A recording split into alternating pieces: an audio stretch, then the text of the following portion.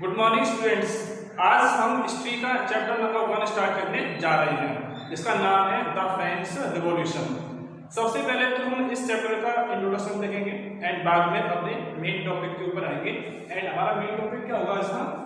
The organization of the French society during late 18th century.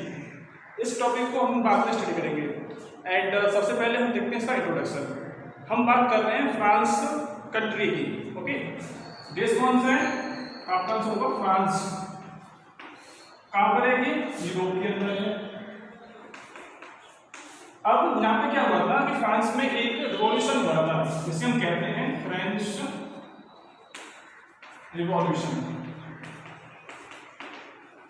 यानी कि France की क्रांति, इसे बोलते हैं क्रांति। क्रांति का मतलब होता है चेंज।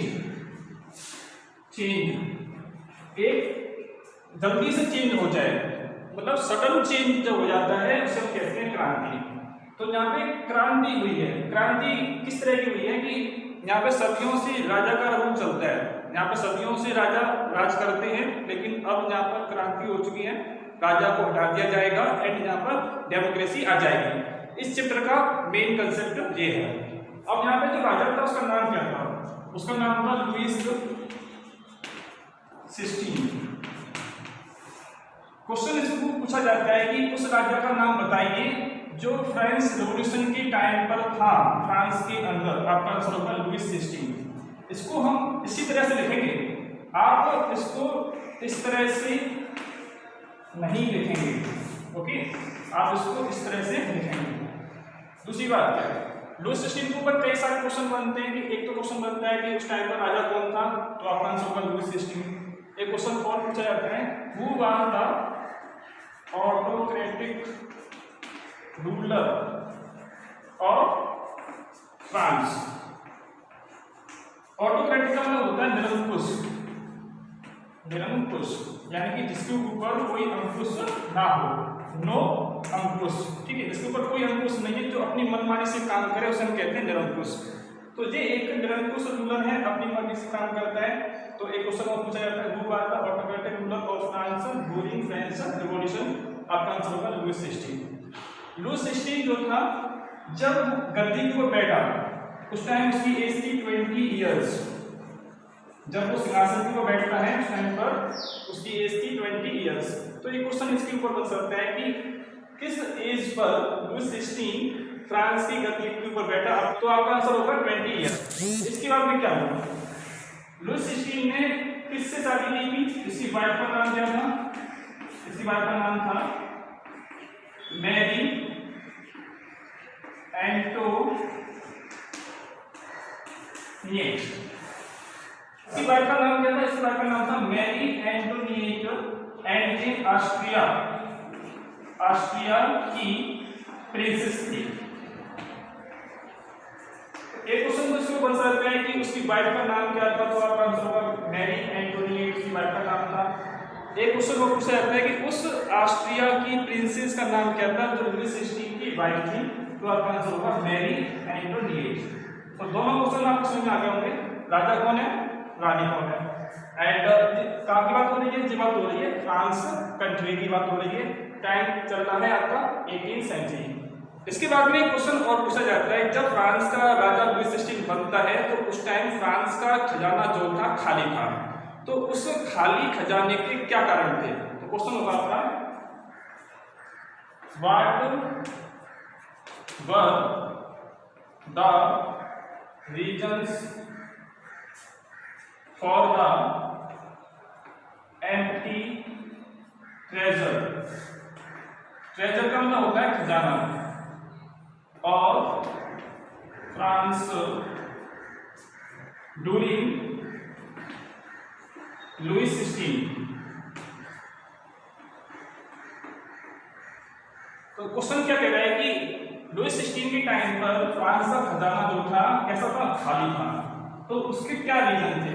तो उसके 3 रीजन आप ले सकते हैं, क्योंकि 3 मार्क्स में क्वेश्चन पूछा जाएगा तो आपको 3 रीजन देने पड़ेंगे। तो उसके अंदर फर्स्ट रीजन लिखा जाएगा, जो लुईस 16 था, लुईस 16 उस टाइम पे क्या हो रहा था कि फ्रांस का दूसरे देशों के साथ में कंटिन्यूअस वॉर हो रहा था। तो जहाँ पर सकते हैं long years of war, long years of war with neighbouring countries, with neighbouring countries. इसका मतलब क्या होगा, जो फ्रांस देश था ना वो दूसरे देशों के साथ में क्या कर रहा है कि युद्ध में एंगेज है। France was engage with long years wars with neighbouring countries.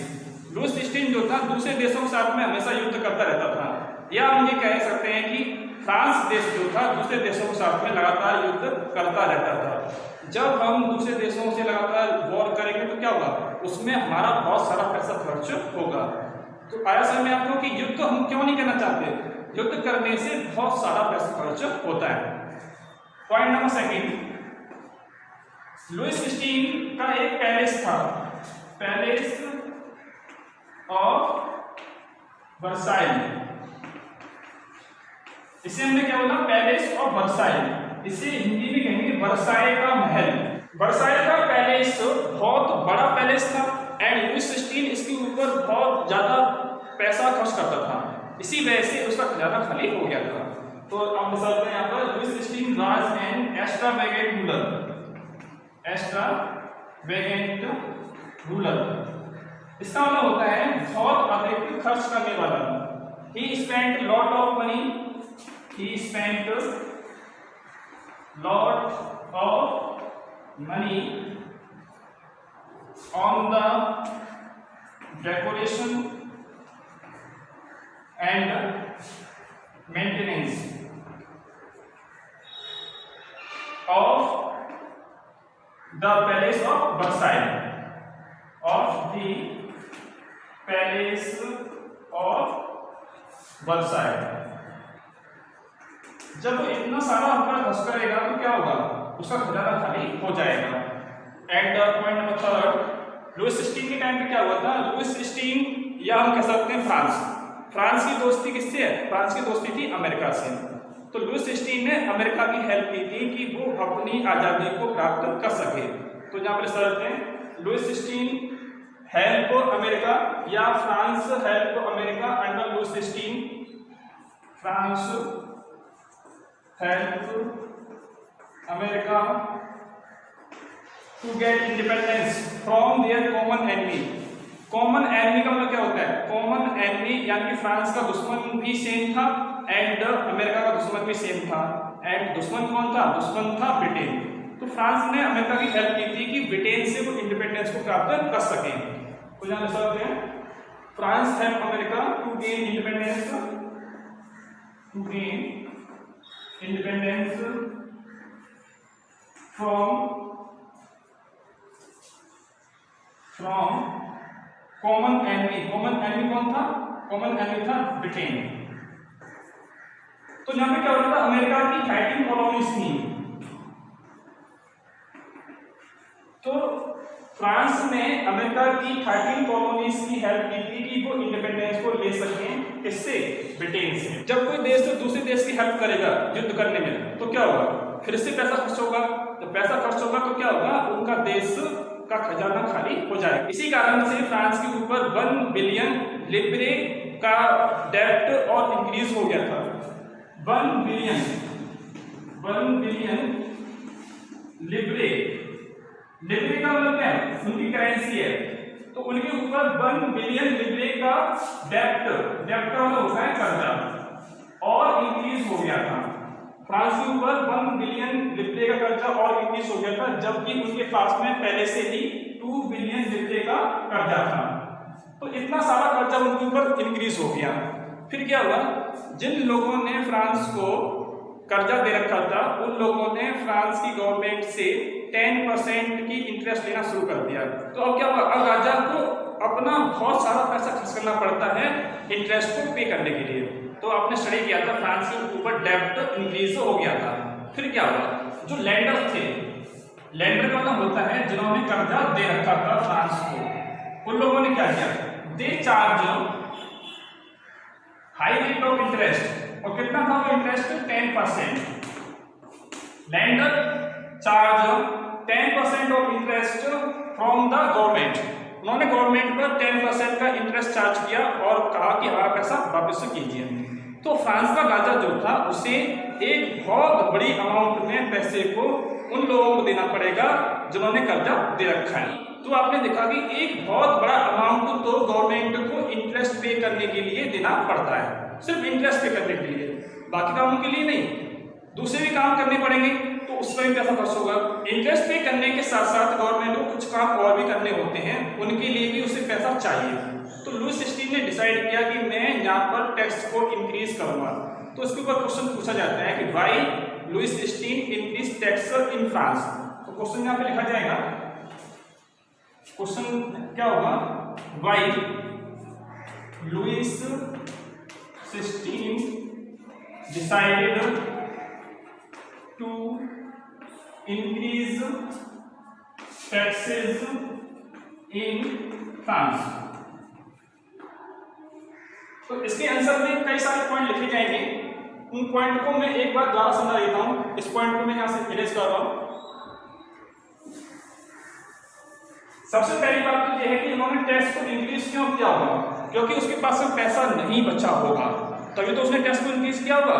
तो आप उस पॉइंट को सबसे पहले लिखेंगे जो टैक्स इंक्रीज करने का रीजन बना था, एंड वो रीजन था कि उसका खजाना खाली हो गया था। यहाँ पे पहला रीजन लिखा जाएगा, फ्रांस का खजाना जो था, फ्रांस का जो खजाना था, ट्रेजरी वाज एम्प्टी। फ्रांस का खजाना पूरी तरह से खाली हो चुका था। अब फ्रांस का खजाना खाली क्यों हो गया था, तो उसके लिए कई सारे रीजन थे। तो आपने देखा था कि लुईस XVI जो था, लुईस XVI दूसरे देशों से युद्ध करता रहता था। लुईस XVI या फ्रांस नेबरिंग कंट्रीज से वॉर करता रहता है। जब पड़ोसी देशों से युद्ध किया जाएगा तो खजाना खाली हो जाएगा। नेक्स्ट पॉइंट क्या है इसके अंदर, लुईस XVI के पास में एक बहुत बड़ा महल था, palace of Versailles, palace of Versailles. इस पैलेस की मेंटेनेंस के लिए, डेकोरेशन के लिए बहुत बड़ी अमाउंट में पैसे को खर्च किया जाता था। इस वजह से खजाना खाली हो गया था, इसी कारण से उसने टैक्स को इंक्रीज करने का डिसीजन लिया था। एक रीजन और था, फ्रांस ने अमेरिकन की 13 कॉलोनीज को, अमेरिका की 13 कॉलोनीज को हेल्प की थी कि वो इंडिपेंडेंस प्राप्त कर सकें ग्रेट ब्रिटेन से। जब फ्रांस अमेरिका की हेल्प करेगा तो क्या होगा, उसका खजाना खाली हो जाएगा एंड फिर उसे मजबूरन अपने देश में टैक्स को इंक्रीज करना पड़ेगा। इसके अंदर ये सब कुछ तो हो रहा था, लेकिन इसके साथ साथ में यहाँ पे एक चीज और हो रही थी, जो लैंडर थे उन्होंने स्टेट से हाई इंटरेस्ट लेना शुरू कर दिया था। कितना? 10%। जिन लोगों ने स्टेट माने देश को, जिन लोगों ने देश को कर्जा दे रखा था, अब वो 10% चार्ज करते हैं। तो क्या होगा, फ्रांस को एक बहुत बड़ी अमाउंट में पैसे को देना पड़ेगा किन लोगों को, लैंडर्स को। तो खजाना और खाली हो जाएगा। इसी वजह से उसे यहाँ पर टैक्स लगाने की जरूरत फील हुई थी। एक रीजन और है, इतना सब कुछ होने के साथ साथ में कुछ खर्चे ऐसे भी होते हैं जो डेली के होते हैं। इतना बड़ा राज्य है, इतना बड़ा देश है, तो कुछ खर्चे ऐसे भी होंगे जो डेली के होंगे, जैसे कि पैलेस को मेंटेन करना है, आर्मी को मेंटेन करना है, स्कूल को मेंटेन करना है या ऑफिस को मेंटेन करना है। तो यहाँ पे कुछ डेली एक्सपेंस थे, जिसे आप देख सकते हैं डेली एक्सपेंसेस। इसका मतलब क्या होता है, डेली के खर्चे। जैसे आपको इनके साथ साथ में यहाँ पर आर्मी को मेंटेन करना पड़ेगा, टू मेंटेन आर्मी को मेंटेन करना पड़ेगा, उसके ऊपर पैसा खर्च करना पड़ेगा आपको। इसके साथ साथ यहाँ पे to maintain universities, to maintain universities, to maintain government office, इन सबको चलाने के लिए भी यूएस 16 को पैसे की जरूरत थी। जब उसके पास में पैसा नहीं हुआ तो क्या करेगा, उसने टैक्स को लगाने का डिसीजन ले लिया। इन सब रीजन से फ्रांस की गवर्नमेंट ने यानी कि लुइस 16 ने वहां पर टैक्स को इंक्रीज करने का डिसीजन लिया था। अब हम अपने मेन टॉपिक के ऊपर आते हैं एंड ये हमारा लास्ट टॉपिक भी होगा।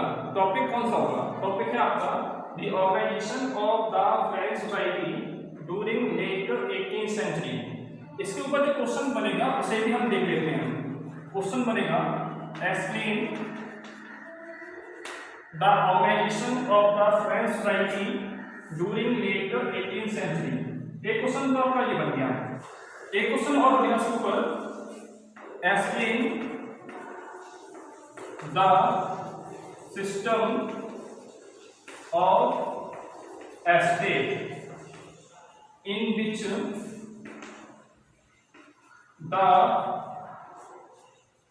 French society was organized before French Revolution। एक क्वेश्चन तो ये बनेगा। तो यहाँ पे लिखा हुआ है कि आपको एक्सप्लेन करना है सिस्टम ऑफ एस्टेट। फ्रांस की सोसाइटी जो थी एस्टेट में डिवाइड थी। तो यहाँ पर 3 एस्टेट थे, उनको आप देख लीजिए। तो यहाँ पे मैं लाइन कर देता हूँ। ये होगा आपका फर्स्ट एस्टेट यानी कि प्रथम वर्ग and second estate and last में होगा थर्ड एस्टेट।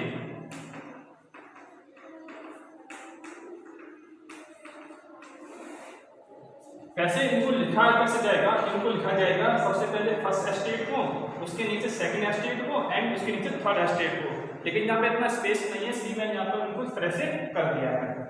तो सबसे पहला पॉइंट क्या होगा इसके अंदर, आप इस क्वेश्चन को ऑन द स्पॉट याद कर सकते हैं। बहुत ही इजी क्वेश्चन है एंड लेकिन आपको एक बार इसको देखना होगा, आपको ये क्वेश्चन यही कि यही याद तो हो जाएगा।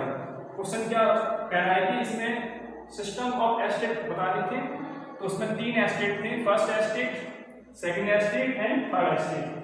अब तीनों के बारे में हम 3-3 पॉइंट लिखेंगे, आपका आंसर कंप्लीट हो जाएगा। इसके अंदर first point, first estate comprise of church and clergy. यानी कि फर्स्ट एस्टेट किससे बना हुआ है, इसके अंदर कौन कौन से लोग आते हैं, इसके अंदर 2 तरह के लोग आते हैं, एक चर्च दूसरा क्लर्जी। चर्च तो आपको समझ में आ गया होगा, क्लर्जी क्या होता है, क्लर्जी मीन्स चर्च के अंदर जो पुरोहित लोग होते हैं, जैसे हमारे हिंदू धर्म में पुरोहित होते नहीं है जो पूजा पाठ कराते हैं, इसी तरह से चर्च के अंदर जो पुरोहित लोग होते हैं उन्हें हम कहते हैं क्लर्जी। इसी तरह से यहाँ पर समझते हैं second estate comprise of nobility and landlords. यानी कि कौन है, नोबल्स हैं, और यहाँ पे क्या लिखा हुआ है, लैंडलॉर्ड्स। तो इसके अंदर कौन से लोग आते हैं, इसके अंदर नोबल्स आते हैं, इसके अंदर लैंडलॉर्ड्स आते हैं। यानी कि नोबल्स कौन लोग होते हैं, जिनकी सोसाइटी के अंदर हाई रैंक होती है, उसे हम कहते हैं नोबल्स। थर्ड एस्टेट में कौन से लोग आएंगे, third estate class comprise of middle class. इसके अंदर मिडिल क्लास के लोग आएंगे, जैसे कि इसके अंदर आएंगे lawyers, servant, pheasant, court official, merchant, etc. तो आपने देखा कि इसके अंदर कई सारे एग्जाम्पल आएंगे इसके अंदर एंड यहाँ पे कौन से लोग हैं, ये आपके मिडिल क्लास के लोग हैं। मिडिल क्लास के लोग कैसे होते हैं, तो देखिए यहाँ का servant and court official. Servant या पीसेंट पढ़ा लिखा नहीं होगा, लेकिन कोर्ट के जो लोग हैं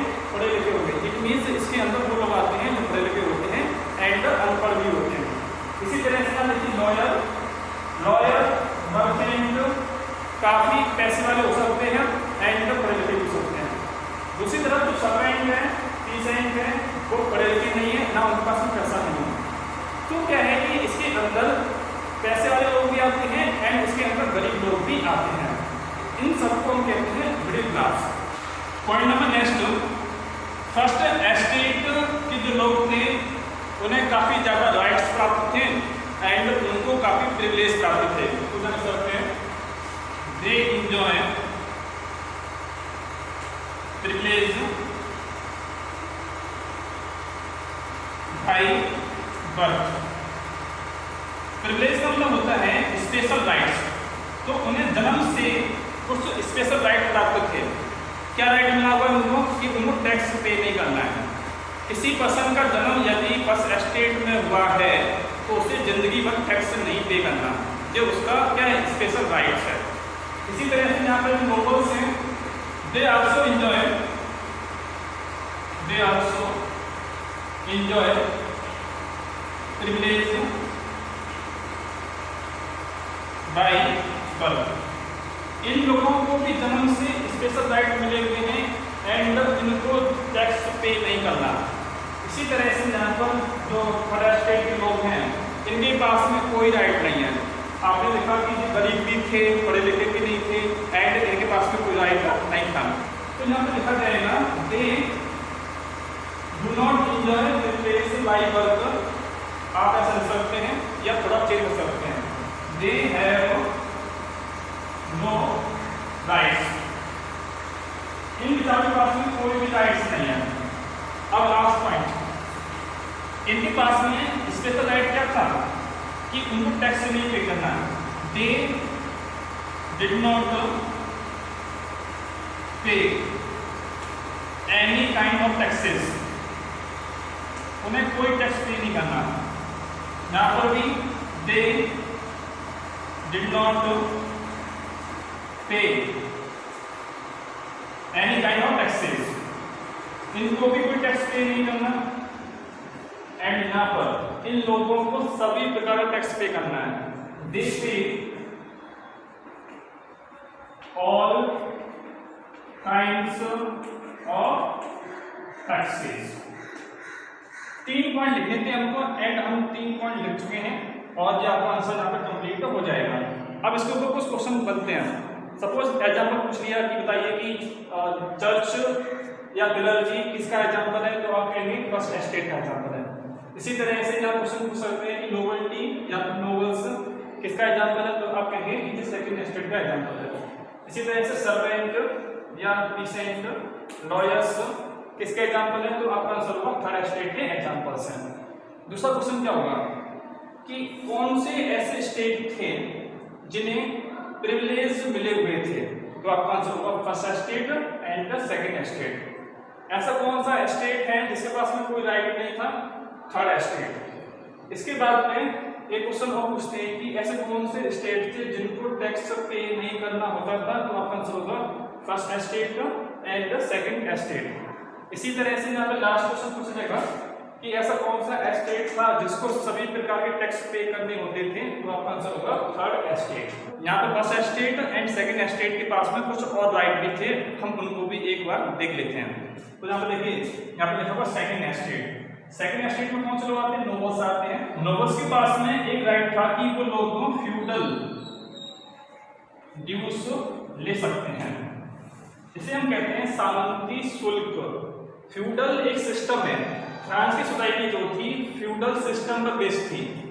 यहाँ पर फ्यूडल सिस्टम था फ्रांस के अंदर। फ्यूडल सिस्टम का मतलब क्या है कि इसमें क्या होता है कि जो पीसेंट होते हैं, पीसेंट अपने लॉर्ड की सेवा करते हैं।